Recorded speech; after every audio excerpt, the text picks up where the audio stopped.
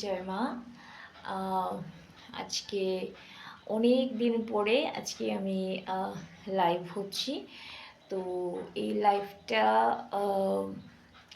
আমি রেকর্ডেডলি যাচ্ছে কারণ আজকে আমার মায়েরকে একটু ভোগ নিবেদন করা হয়েছে আমার মা কালীকে। এটা আমার বাড়ির আমার মা কালী যেটা দেখছেন আমার পেছনে রূপোর যে মা কালীটা, সেটা আমার দাদুর আমলের, মানে আমাদের বাংলাদেশ থেকে আনা সেই মায়ের মূর্তি। তো এটা দীর্ঘদিন থেকে আমি যেহেতু বাড়িতে নেই আমার বিবাহ সূত্রে, তো আমি থাকতে মাকে পুজো প্রার্থনা সব কিছুই আপনারা তো দেখেছেন, অনেকটা সব কিছুই করতাম, ঠিক আছে। কিন্তু আজকে মাকে একটু ভোগ নিবেদন করা হলো।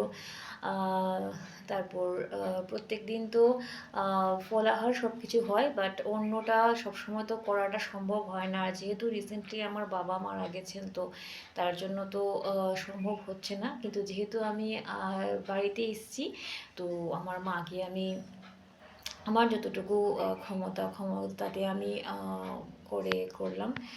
তো যাই হোক,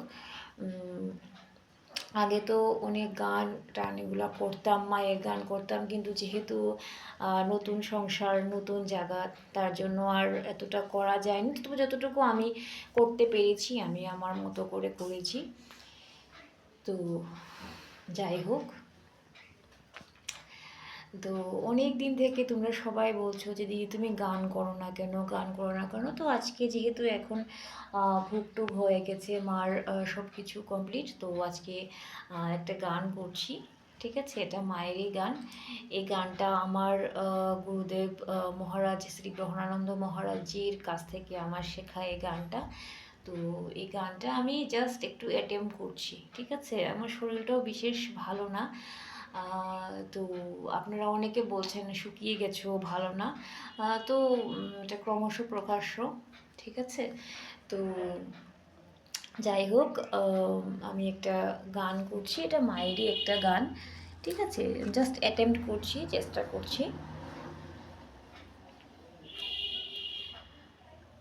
ভালো লাগলে কমেন্ট করবেন, ঠিক আছে।